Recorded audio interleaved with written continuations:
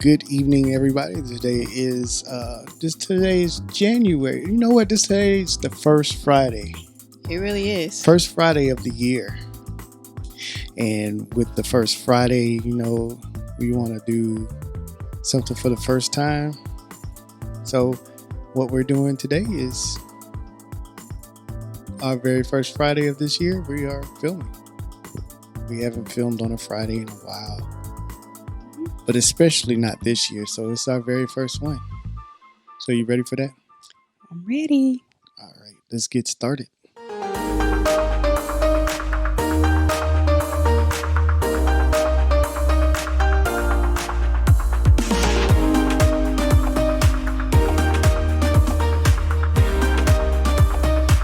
So today, dear one, I wanted to talk about, since it's Friday, I wanted to do the social interactions with other people and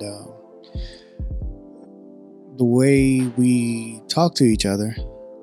Like I was saying yesterday, having communication is the foundation for pretty much all things. If you want to accomplish big things, then your team, you're going to have to communicate with them, and there has to be clarity in your words.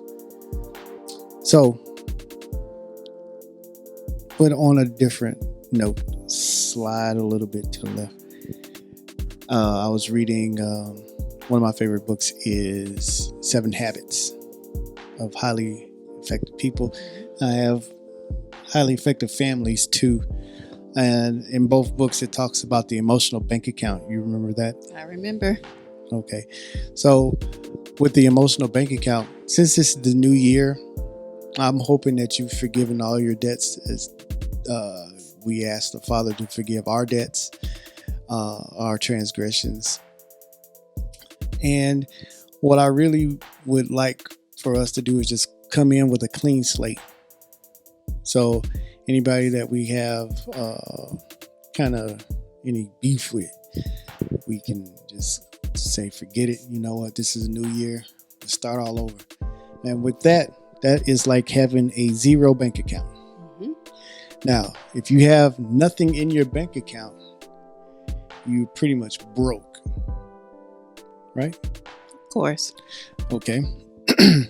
Now, our emotional bank accounts are going to function the same way. So the more things that you do to put in, the more deposits that you put in, the richer you'll be.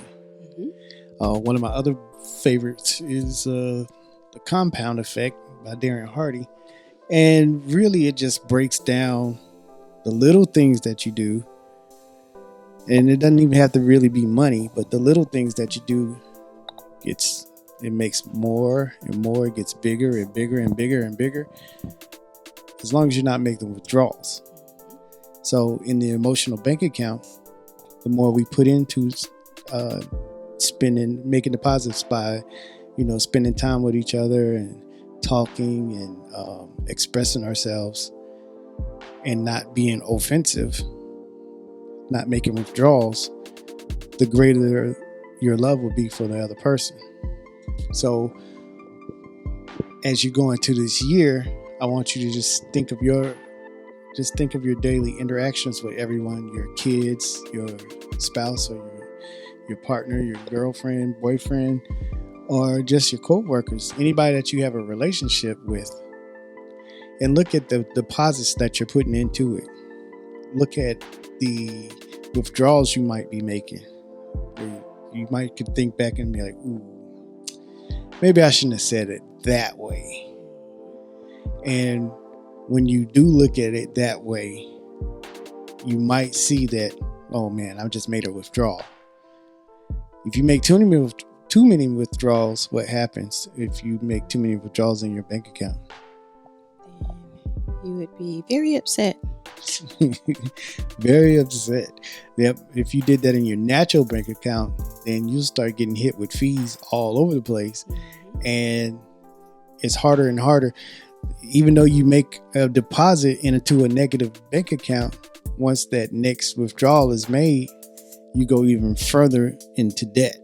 And when you're in debt to someone, the relationship totally changes. When they feel that You owe me.